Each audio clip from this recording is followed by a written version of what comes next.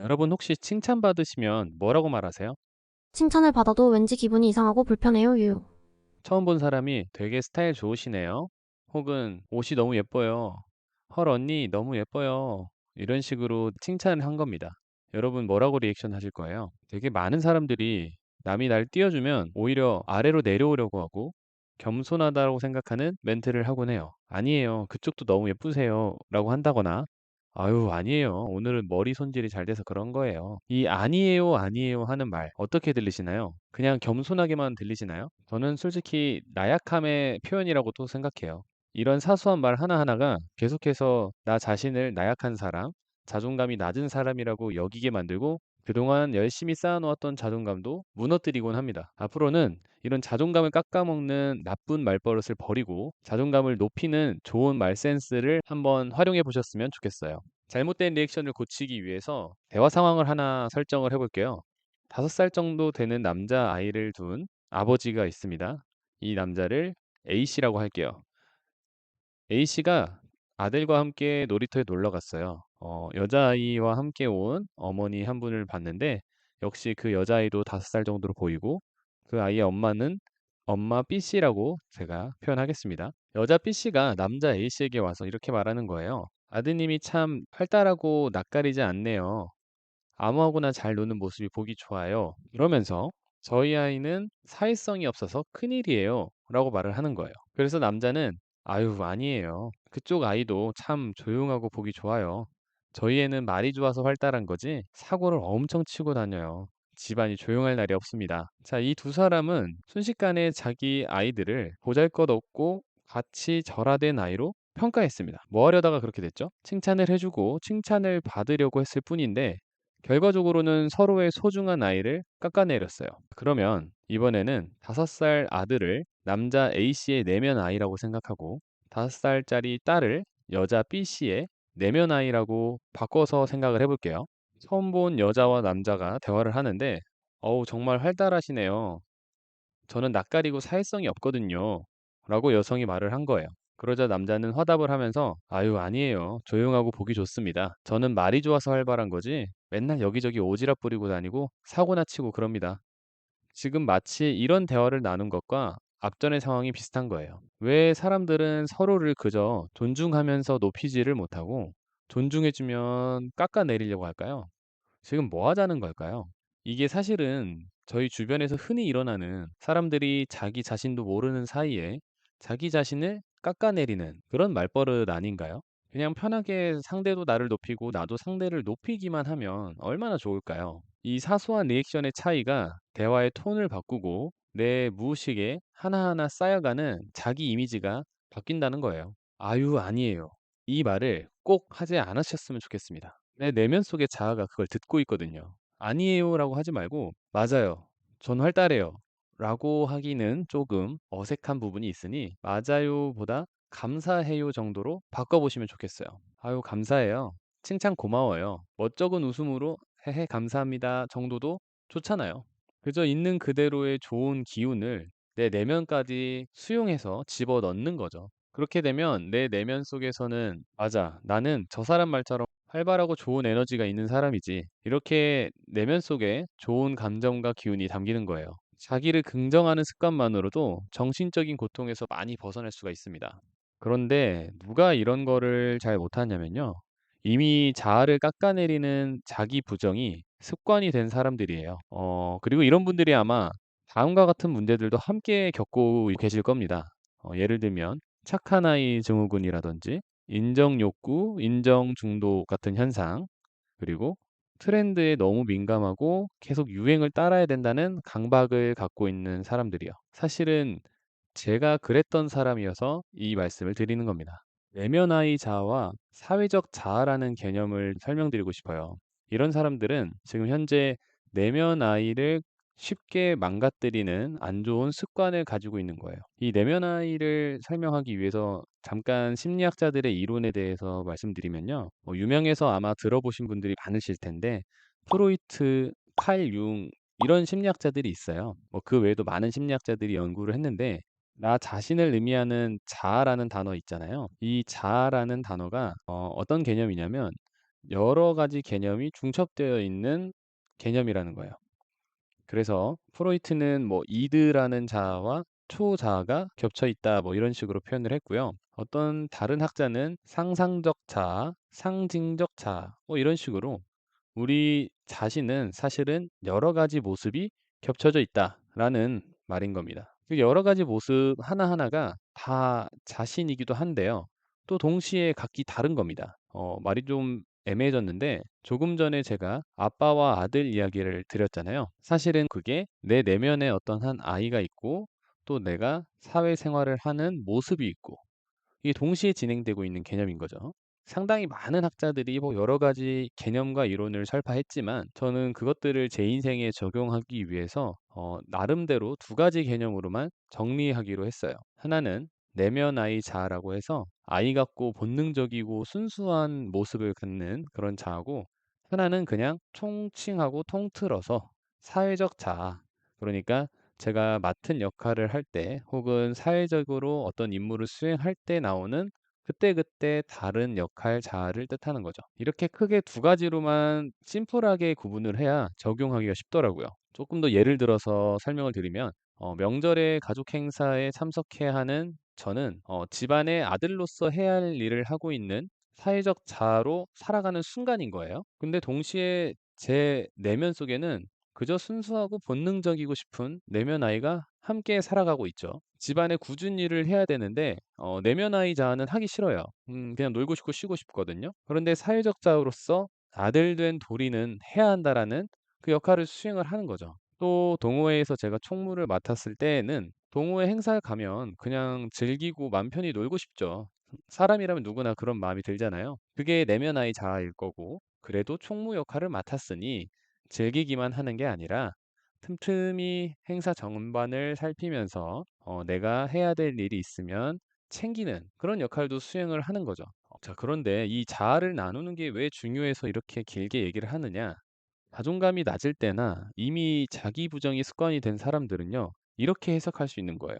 사회 자아와 내면의 자아 둘 다 챙겨주지 못하고 유독 내면의 자아에게만 야박하게 굴어온 거예요. 그래서 네가 좀 참아, 네가 좀 참아 하면서 내면의 자아가 굉장히 억눌려 있는 그런 상태로 해석할 수 있다는 거죠. 사실은 내면의 자아가 온전한 나인데 남보다도 못하게 야박하게 굴어왔다는 거죠. 저의 실제 이야기를 좀 드리면 저는 유독 착한 아이 증후군을 심하게 가지고 있었어요. 그리고 특히 가족 안에서 그랬었는데 제가 좋은 아들이어야만 부모님이 저를 사랑해 준다는 좀 잘못된 착각을 가지고 살아왔었어요. 부모님은 뭐 가볍고 사소한 마음으로 부탁을 한 건데 저는 그것조차 거절을 못하고 받아들이면서 끙끙 앓고 그랬어요. 제가 지방 출신이어서 현재는 수도권에 거주하는데 예전에 한번 어머니가 지인 결혼식 때문에 서울에 오신다는 거예요. 그래서 "서울에 와서 모처럼 아들이랑 시간 좀 보내고 싶다. 결혼식장 근처로 좀 와 달라." 이렇게 말씀하셨는데 제가 주중에 굉장히 빡센 스케줄을 보내면서 체력적으로 굉장히 지쳐 있어서 '아 주말이 되면 좀 늦잠 푹 자고 쉬어야겠다. 안 그러면 몸살 날 수도 있겠는데.' 하필 이런 타이밍에 어머니가 서울에 오신 거죠. 그리고 잠깐 보자는 제안을 했는데 편하게 그냥 "아 저 몸이 피곤해서 거기까지 좀 가는 게 좀 힘들 것 같아요. 다음에 제가 내려갈게요." 이렇게 거절하면 되는 걸 제 마음속에서 거절하면 안 될 것 같다는 강박을 느끼는 거죠. 사실 어머니는 하객용 관광버스가 스케줄이 딱 되어 있어서 2 시간 정도밖에 제 얼굴을 못 봐요. 그런데 제가 결혼식장 근처인 종로까지 가려면 2 시간을 이동을 해야 되고 왕복은 4 시간이 소요가 되는 거예요. 물론 모처럼 어머니랑 뭐 예쁜 카페도 가고 날씨 좋은 날 차 한잔 하면서 좋은 추억을 쌓을 수 있기도 하겠지만 그때 당시 저는 너무너무 피곤했거든요. 그런데 왜 피곤하다는 말을 못 하냐는 거예요. 거기에 가서도 피곤한 내색을 안 해야 될 것 같다는 강박을 느꼈고 그저 참으면서 좋은 아들의 역할을 수행하자에만 집중을 했고 돌아오면서 굉장히 피곤함과 지친 기운을 느꼈어요. 이 더 큰 문제가 뭐냐면 이런 사건이 평생을 살면서 누적되어 온다는 거예요. 제가 만약에 이날 어머니를 만나서 그동안 억눌렸던 감정이 폭발해 버렸다라면 열폭을 하면서 싸우는 일이 발생할 수도 있었겠죠. 그러면은 상대방은 '아니 별것도 아닌 거 가지고 말하면 되지 왜 난리야?' 이렇게 반응하는 게 당연해요. 그런데 제 마음은 사실은 그동안 오랫동안 지쳐 있었다 이거예요. 그리고 그런 게 폭발해서 내 내면을 들키게 되면 그냥 관계를 회복하는 것도 피곤하고 지치니까 피하기 시작한다는 겁니다. 주변 사람들은 어차피 내 맘 몰라줄 거다. 그래서 혼자 있고 싶어 하고 사람들을 멀리하기 시작을 하는데 사실은 내가 사람들을 싫어하는 건 아니었거든요. 사람들과 함께 있을 때 자꾸 억눌리는 그 감정이 싫었던 거예요. 그래서 막상 혼자 있으면 외로움을 느끼게 되죠.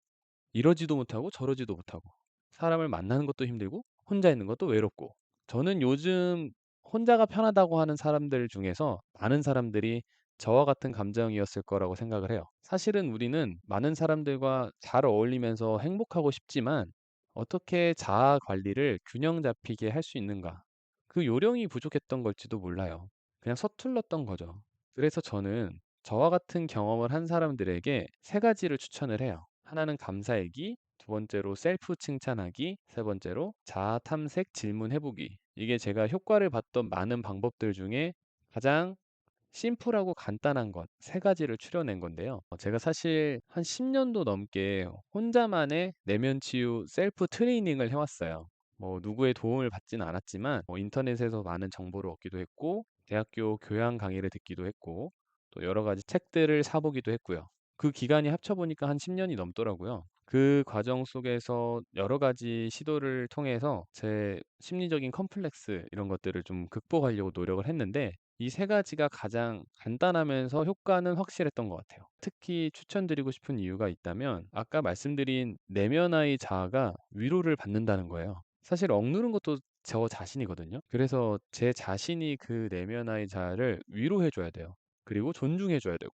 그래서 충분히 존중을 받았다고 생각하면 억눌린 감정에서 해소가 되고 해방이 됩니다. 그 과정에서 정말 소중한 경험이 된 건 무엇이냐면 회복 탄력성이 생긴다는 거예요. 다시 또 사람들과 교류하고 여러 가지 사회생활과 활동을 하다 보면 또 내면이 지치기 마련입니다. 그런데 그때마다 지치더라도 내가 나를 다시 일으켜서 세울 수 있다라는 자신감이 생기거든요. 그러니까 마치 실패가 성공의 어머니라는 자기 계발에서 유명한 말처럼 내면을 셀프 트레이닝 할 때도 내면을 안 다치는 게 중요한 게 아니라 상처받고 지쳐 있는 내면이 또 어떻게 회복하느냐. 이 요령을 아는 것이 더 중요하다라고 깨닫게 됐어요. 그러니까 꼭 시도해 봤으면 좋겠어요. 이 세 가지가 여러분의 회복 탄력성을 위한 좋은 무기가 될 거거든요. 다시 한번 추천드린 사람들을 정리해 보면 저처럼 착한 아이 컴플렉스가 좀 있었다거나 인정 중독이 있어서 남들 앞에서 좋은 사람의 모습으로만 비춰지길 바라시는 분들, 그리고 내가 한 행동을 타인이 알아채고 인정해 줬으면 좋겠는 그 소극적인 마음으로 대인 관계를 하시는 분들, 또 트렌드나 유행에 뒤처지는 것이 두려워서 항상 민감하게 유행을 살피긴 하지만 사실 온전한 내 마음속에서는 그것들이 중요하지 않지만 억지로 하고 계신 분들, 이런 분들을 포모족이라고 하잖아요. 그런 분들이 '내면 아이가 억눌려 있진 않나?' 한번 점검해 보셨으면 좋겠습니다. 남들이 뭐라고 하든지 간에 오로지 나에게만 집중하는 방법, 그 요령을 한번 챙겨가 보셨으면 좋겠는 거예요. 뭐든지 많이 하면 잘할 수 있는 게 인간의 위대한 능력이라고 생각을 하는데 우리가 이런 시도를 많이 해 보지 않아서 너무 위축되어 있는 게 아닌가 그런 마음입니다. 그리고 또 요즘 온라인 세상이 너무나 풍성하다 보니까 오프라인 생활이나 만남이 부담스러우면 쉽게 온라인으로 도피를 하는, 그러니까 온라인이 도피처가 돼 버리는 현상이 꽤 많이 발생하는 것 같아요. 만약에 우리가 대면하고 교류하는 거, 오프라인 생활을 하는 거 이게 피할 수 없는 환경이었다라면 우린 전부 다 대인 관계에 좋은 요령을 가진 사람으로 성숙하게 나아가고 있었을 거예요. 그런데 지금 세상은 좀 아니잖아요. 회피하고 도피하려면 충분히 할 수 있다 보니까 부딪히는 경험을 좀 많이 쌓지 못하고 있는 것 같다라는 생각입니다. 그래서 시도하는데 아마 용기도 필요할 거고 많은 정보나 온라인상의 커뮤니티 같은 것들, 함께 나아가고 있는 사람들의 지지와 응원 이런 것들이 필요하다고 생각해서 이 채널을 운영하게 됐어요. 혹시 여러분들이 이 영상을 보면서 그동안 내가 좀 억눌렸던 내면의 자아가 있다라는 게 느껴지신다면 한번 댓글로 함께 소통도 해 보고 그 억눌린 감정을 승화시키는 그런 좋은 시간이 되었으면 좋겠습니다. 영상 봐주셔서 감사하고요. 오늘도 균형 잡히게 행복한 하루를 보내셨으면 좋겠습니다. 감사합니다.